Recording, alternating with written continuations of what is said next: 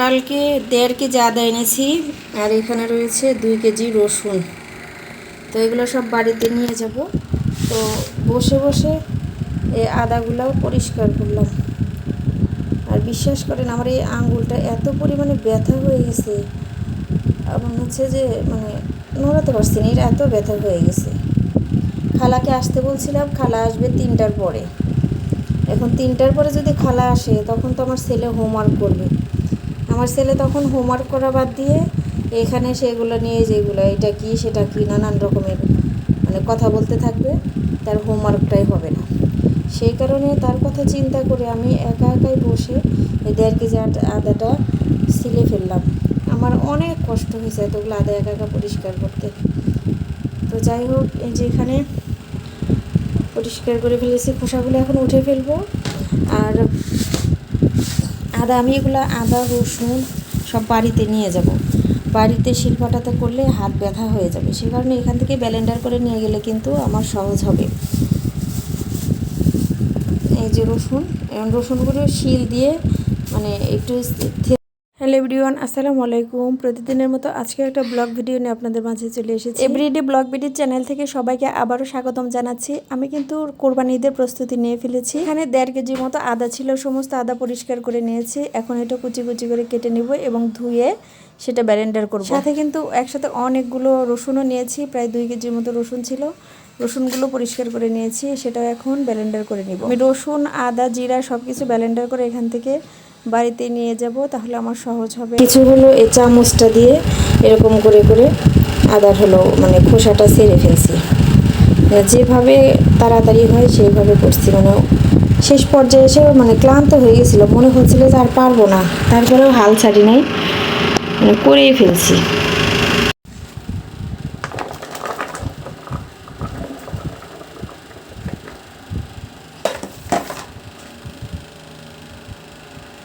ঝুড়িতে ঢেলে নিয়ে এইটার ভিতরে রেখে পরিষ্কার করব। খুব ভালো করে ধুতে হবে, কারণ প্রচুর পরিমাণে ভিতরে বালু আছে। এভাবে বেসিনের নিচে দিয়ে ধুতে হবে। এখন রসুনগুলো ঢেলে নিই। রসুনগুলো এটার ভিতরে ঢেলে নিব। ময়লাটা পরিষ্কার করেছি। রসুনের পলিটা কিন্তু আমি এখানে বেঁধে নিয়েছি। নিয়ে এখন এটা কি করব, এই শিলটা দিয়ে এইভাবে সবগুলো থেতো করে নিব, একদম ঝুরা ঝুরা করে নিব। পলি ফেটে যাবে, সমস্যা নেই, কিন্তু সমস্ত রসুন একবারে সুন্দর করে থেতো করে নিয়ে ধুয়ে নিব। ধুয়ে নিলে তাহলে আমার এক্সট্রা করে মানে কষ্ট করে কিন্তু একটা একটা করে খোসা ছাড়াতে হয় না। ওইভাবে ছাড়ালে কিন্তু অনেক সময় লাগে। তো আমি এভাবে বুঝে শুনে প্রত্যেকটা রসুনের উপরে কিন্তু এভাবে চাপ দেব শিল দিয়ে। আর ব্লেন্ডার করতে কিন্তু বেশি একটা সময় লাগবে না, খুব তাড়াতাড়ি কিন্তু ব্লেন্ডারটা হয়ে যাবে। এইভাবে কিন্তু সবগুলো আমি করে নেব। দেখাচ্ছে ভিতরে এই যে খোসাটা, কিন্তু উপরের খোসাটা ছেড়ে গেছে। এই যে কিছু কিছু আস্তে আস্তে আমি এভাবে সবগুলো আস্তেগুলো কিন্তু ভেঙে ফেলব, একটা আস্তেও থাকবে না। সবগুলো রসুনের খোসা কিন্তু এভাবে আমি খুলে নিলাম। এখন আস্তে আস্তে যে এইভাবে উপর থেকে এই যে এগুলো ফালাই দিব। তো আপনারা চাইলে কিন্তু কম সময়ের ভিতরে এভাবে পলির ভিতরে শিল দিয়ে থেতো করে কিন্তু রসুনের খোসাটা ছাড়িয়ে ব্লেন্ডার করতে পারেন, তাহলে কিন্তু খুব কম সময়ের ভিতরে মানে কাজ শেষ করতে পারবেন। এভাবে কিন্তু সবগুলো রসুনে আমি থেতো করে নিয়েছি। এখন ধুয়ে পরিষ্কার করে ব্লেন্ডারটা করে ফেলবো। আদাটা খুব ভালো করে ধুয়ে নেব।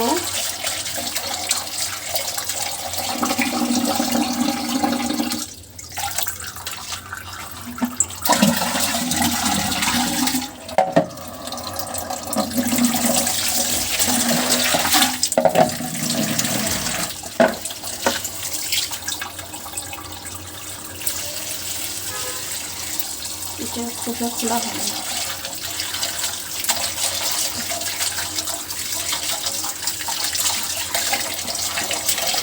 এইভাবে অনেকবার পরিষ্কার করব, কারণ আদার ভিতরে প্রচুর পরিমাণে বালি থাকে।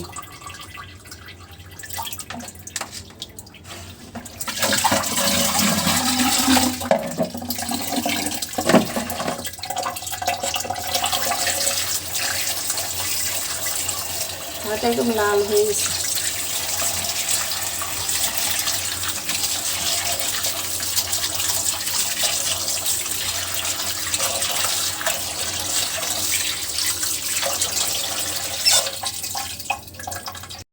খুব মজাদার একটা মাছ, সেটা হলো সমুদ্র। আর এই লোনা ইলিশ ভর্তা খেতে কিন্তু খুব ভালো লাগে। যারা এটা পছন্দ করেন তারা জানেন এর মজাটা কত।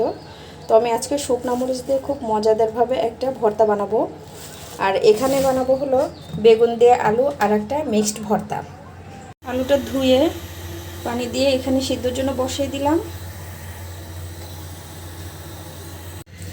কড়াইয়ে তেল দিয়েছি, তেলটা গরম হয়ে গেছে, দিয়ে দিচ্ছি শুকনো মরিচ।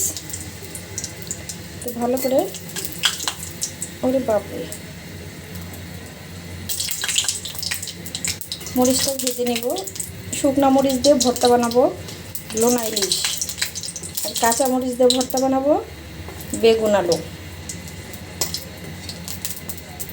আমরা হলো আল্লাহ যদি নাই 24 তারিখে চলে যাব ইনশাআল্লাহ। সবাই দোয়া রাখবেন।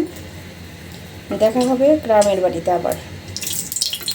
মরিচটা ভাজি কিন্তু হয়ে গেছে, প্লেটের ভিতরে উঠিয়ে নিলাম, একটু রেস্টে রেখে দিলাম, তাহলে মরিচটা খুব ভালোভাবে মুচমুচে হয়ে যাবে। একই তেলে দিয়ে দিচ্ছি কেটে রাখা পেঁয়াজ আর হলো মাছটা।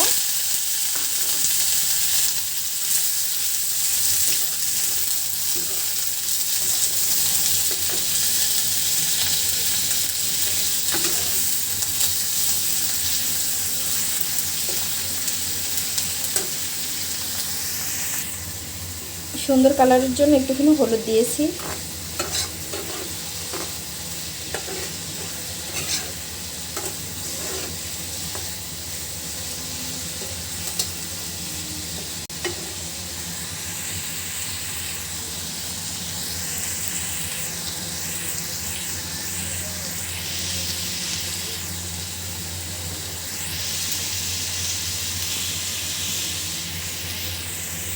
দিয়ে দিচ্ছি এর ভিতরে কয়েকটা আস্ত রসুন।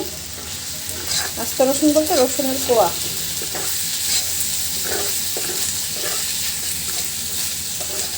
এটা কিন্তু খুব কড়া করে ভাজি করব না, একদম নরম নরম করে ভাজি করব। আর একটু হবে। এদিকে কিন্তু বেগুন আলু সিদ্ধ হয়ে গেছে। এই বাটিটার ভিতরে রেখে দিচ্ছি ইলিশ মাছ ভর্তাটা। তো এখানে আমি নিয়ে নিলাম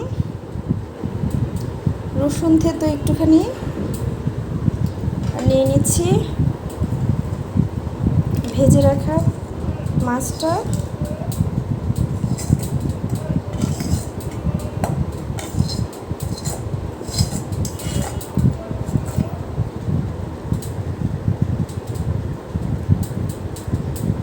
একদম নরম তুলতুলে হয়েছে কিন্তু ভাজিটা। একটুখানি লবণ দিয়ে দিলাম, যেহেতু এই মাছ লবণেরই, সেক্ষেত্রে একটু লবণ কম দিয়ে দিলাম। এখন ভালো করে মরিচ আর লবণটা মেখে নিব।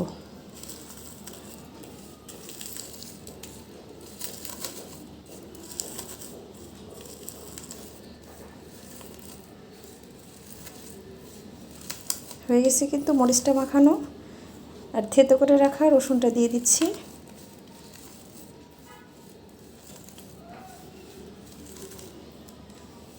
এটা একটু সাইড করে নিলাম, নিয়ে বড় কাঁটাগুলো একটু সাইড করে নিই।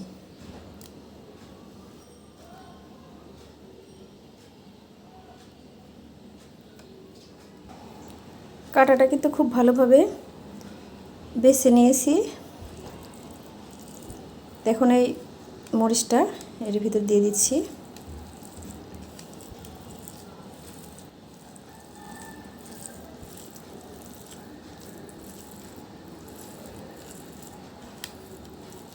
এরকম ইলিশ ভর্তা কিন্তু খেতে খুব ভালো লাগে। এই যার একটা আছে কাটা, অনেক বড় কাটা।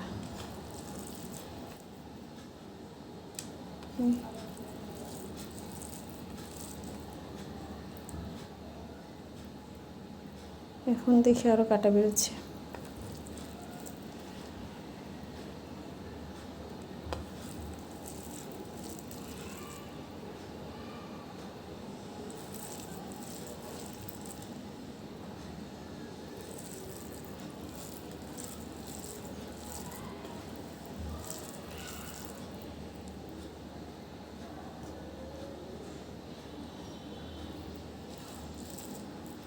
ভর্তা মাখানো কিন্তু হয়ে গেল।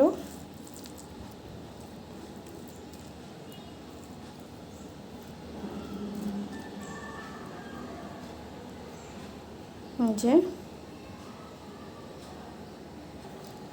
তো এখানে আলু বেগুন ভর্তাটা করে নিব। নিয়ে নিচ্ছি লবণ, লবণের সাথে মরিচটা ভালোভাবে মেখে নিব।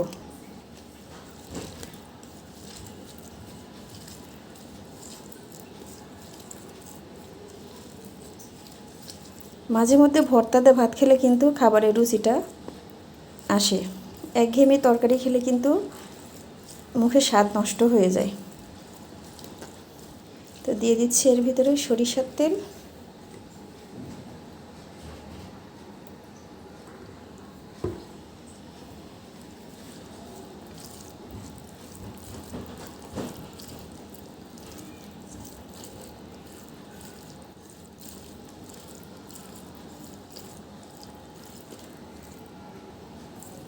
মাখানো কিন্তু হয়ে গেল। এখন আমি আলুটা খুব ভালোভাবে এভাবে হাত দিয়ে ম্যাশ করে নিব।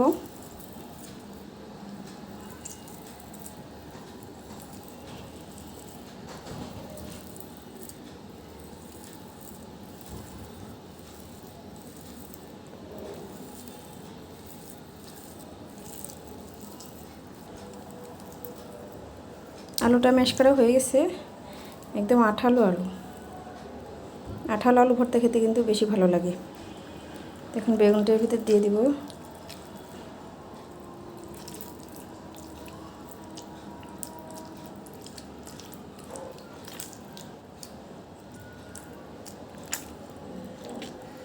বেগুনের এই অংশটা ফালাই দিব।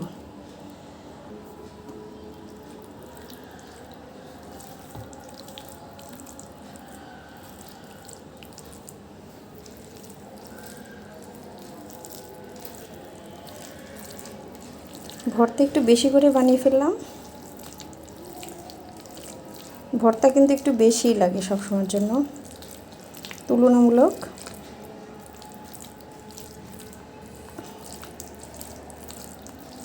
বেগুনের উপরের মানে ছালটা ফালাই দিয়েছি, ওটা শক্ত, নরম হয় না।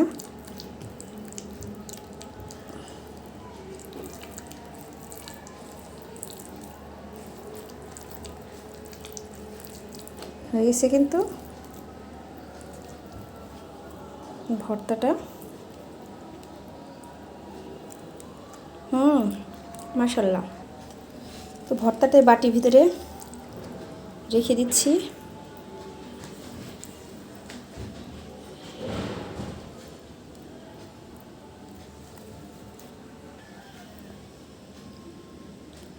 আলু বেগুন ভর্তা রেডি। এখানে প্লেটে ভাত নিলাম, আর সাথে নিচ্ছি ভর্তা, আলু বেগুন ভর্তা, আর এখানে যাচ্ছে হলো ইলিশ মাছ ভর্তা, আর সাথে থাকবে লেবু। প্রথমে আমি ভর্তাটা নিব, ধোয়া ওড়ানো গরম ভাত।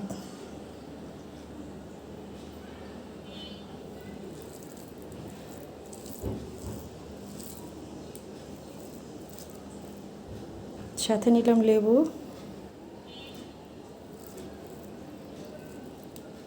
বিসমিল্লাহ। এরপরে নিব হলো এই ভর্তাটা।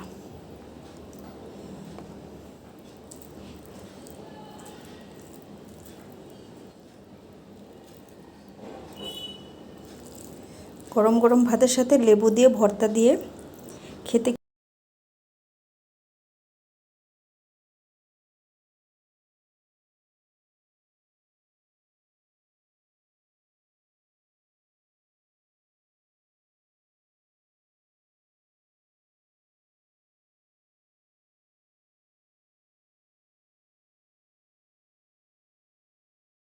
আশা করছি পুরো ভিডিও জুড়ে ছিলেন। আর ভিডিওটি ভালো লাগলে একটা লাইক কমেন্ট শেয়ার করতে ভুলবেন না। আজকের মতো এ পর্যন্ত বিদায় নিচ্ছি। সবাই ভালো থাকবেন, সুস্থ থাকবেন। আল্লাহ হাফেজ।